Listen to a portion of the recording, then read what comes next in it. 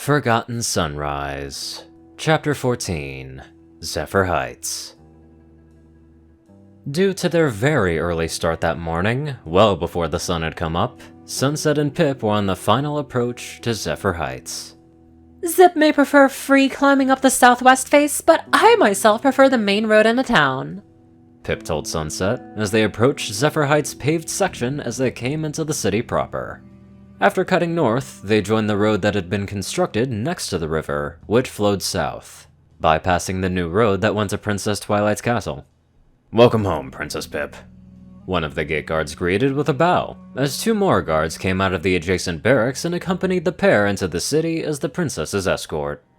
Actually, if you want, we don't have to go straight to the castle first.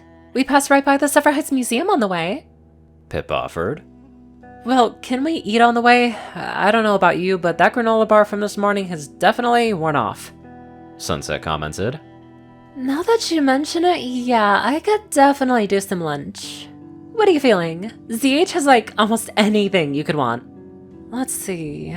I've done pizza, carrot dogs, hay sliders, cupcakes? Pip suggested. Yeah, sure. Let's break the rules. Dessert first, Sunset answered with a smirk. Private, could you please take Sunset's belongings to the castle's guest suite? We'll be there in a bit, Pip asked, turning to the escort on her right. With a curt nod, the guard waited for Sunset to unhitch herself from the cart, then continued on towards the castle while she and Sunset cut off to the east towards the nearest confectionery. After a couple cupcakes each, they were on their way down to the Zephyr Heights Museum. Well, that hasn't changed a whole lot, at least on the outside, Sunset commented when she saw the exterior. You recognize it? Pip asked. It used to be Canterlot's public library, Sunset answered as they ascended the steps. They stepped through the doors and were immediately greeted by the receptionist. Hello, and welcome to— Oh! Princess Pip, Your Highness! Welcome back to our museum. May I help you with anything? Pip shook her head politely. Just showing our new friend around, before we head up to the castle, Pip answered. Of course, go right on in.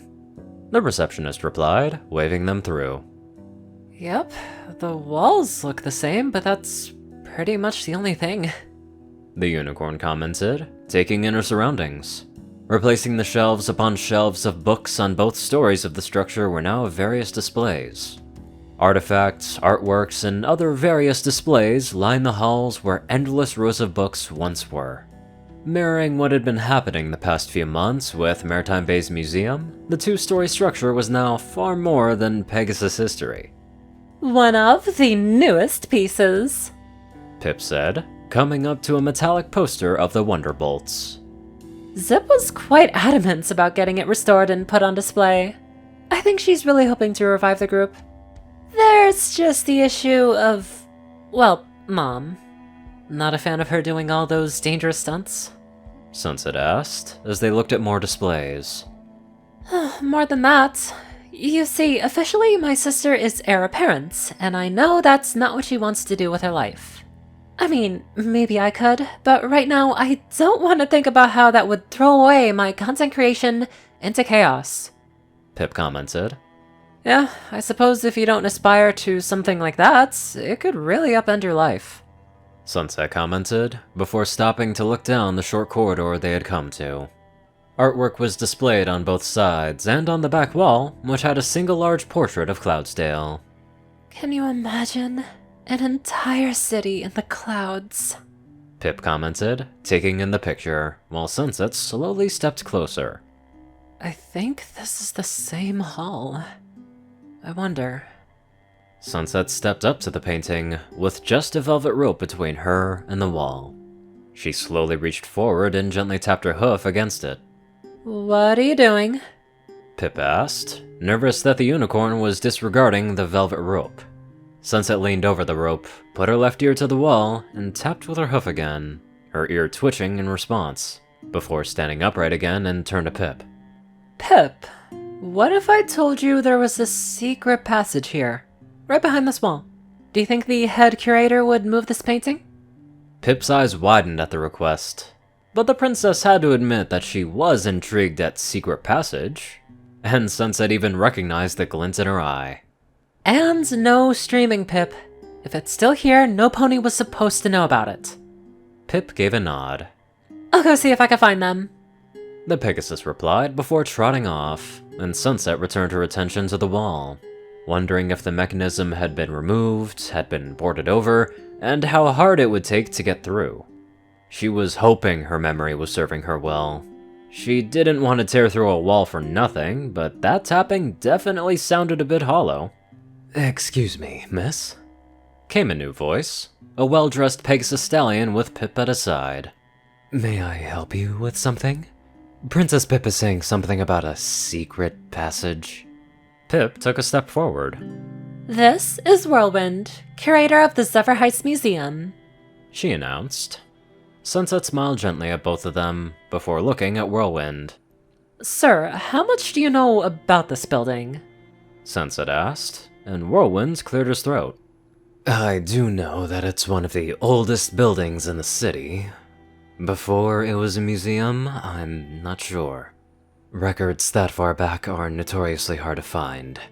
I am aware of Sunny Star Scout's new revelations on what happened in the city long ago, so I'm inclined to believe that this was a library, repurposed as a refuge for homeless Pegasi when their city collapsed." Sunset nodded. I don't want to confuse you too much by going into detail about who I am or where I come from, Whirlwind. Suffice to say, I remember this building back when it was a library, and if my memory serves, there's a secret passageway behind this wall that was accessible to only the princesses of Equestria. I can only assume that they attempted to hide it when things in the city started to go south, so that only ponies that knew it was here would be able to even attempt to get into it. I'm wondering if we can move these paintings and do that right now. Whirlwind's eyes widened, but he put a hoof to his chin and thought. Pip saw this and chimed in. If it helps, I can promise complete financial coverage on whatever it costs to repair the wall, she said. I don't think I'll have to tear down the whole wall, Sunset reassured. My main concern is if the enchantment is still in place. If the panel mechanism is no longer there, a disenchantment spell is the only way we'll even be able to begin to get through. And those aren't exactly my forte, she confessed. Well, first things first, Whirlwind began, after clearing his throat.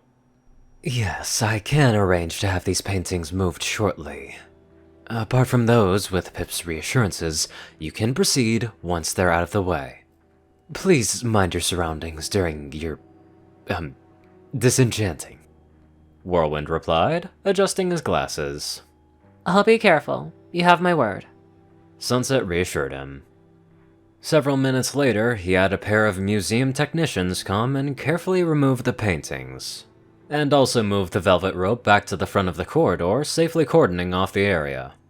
Alright, next, if you two could take a step back, I need to make this area as safe as possible in case anything does go sideways, Sunset warned. Pip and Whirlwinds took several steps back, then saw Sunset's horn light up, a brilliant orange aura surrounding her horn. With a sparkling flash of light, the walls on either side, the floor, the ceiling, as well as the front of the corridor now glowed orange. The two Pegasi saw that Sunset had essentially encased herself in a glowing box of a shield. She now turned her attention to the back wall where the painting used to be. Her magical aura now turned a sickly green. Whirlwind instinctually backed up almost entirely behind the corner, with Pip doing the same at the opposite corner. They heard the unicorn take a deep breath, then lower her head so that her horn was pointed directly at the back wall. A moment later, a green and black beam erupted from the tip of her horn. Motes of green-tinted light began to emanate from the back wall, floating in mid-air for several seconds before falling to the floor around Sunset's hooves. The unicorn strained in concentration, maintaining the beam for around 15 seconds before it dissipated, and all the motes of light on the floor evaporated into thin air, as Sunset now struggled to stay on her hooves as her glowing transparent box shield faded to nothing. Hey, you alright? Pip asked, coming up to her, helping her stay upright. Yeah, disenchantment spells are no joke, and neither are magic-induced headaches. Whew, undoing an alicorn level enchantment? That's one for the books. Sunset commented as she rubbed her forehead. So, what now? Whirlwind asked, relieved that there had been no damage so far. Now? Sunset paused to take another deep breath, before beginning to concentrate again. Her horn lit up bright, but this time there was no aura as she approached the wall. We hopefully hit air and not caved-in boulders. Her horn must have been as scorching hot as it looked, because the tip touched the wall and passed through like a hot knife through butter. There was some smoldering smoke, but little else, thankfully. Over the next 30 seconds, she very carefully cut a near-perfect circular hole 4 inches wide. That's it? Pip asked, as Sunset raised her head again and her horn stopped glowing. That's all we need. Sunset replied, as she dug her smartphone out of her saddlebags and turned on the flashlight, shining it into the hole as she peered closer. Bingo, she said satisfactorily with a smirk. You two ready? She asked, turning back to the pair of Pegasi. I believe I will wait up here. Make sure no other patrons see this until you can verify it's safe. Whatever is beyond that wall, you earned first look after all. Whirlwind answered. However, Pip stepped forward. Again, that's it? How exactly are we going to get through that hole? The princess asked. No sweat. Here. Sunset answered, offering Pip her left hoof. The Pegasus stepped forward and took it, as Sunset turned back towards the wall, and her horn lit up again. Whirlwinds took a short step back as the unicorn's horn lit up again, and in a flash of light, Sunset and Pip vanished into thin air. I wonder if this is a reference to some place or if it's entirely new. I guess we're about to find out soon. Anywho, let's get on to our cheerful donators. Top donators are 630, Only One Thing, Ceru, Orion, and IronSky. Darkside, Rayden, Narwhals, Blackmoonheart, Pastel Skies, Austin, Rolan, Stu Hex, Swordbrother, Mordred, Omicron, Lyrae, Will, Chris, Twinkie, Ridesoul, Bataswaffle, Shadow Moon, Luigi 88, Chancellor Crust, Big Smoke 369, Bobcat, GJF, and many more amazing people. Thank you all so much for watching this video and live life to the fullest.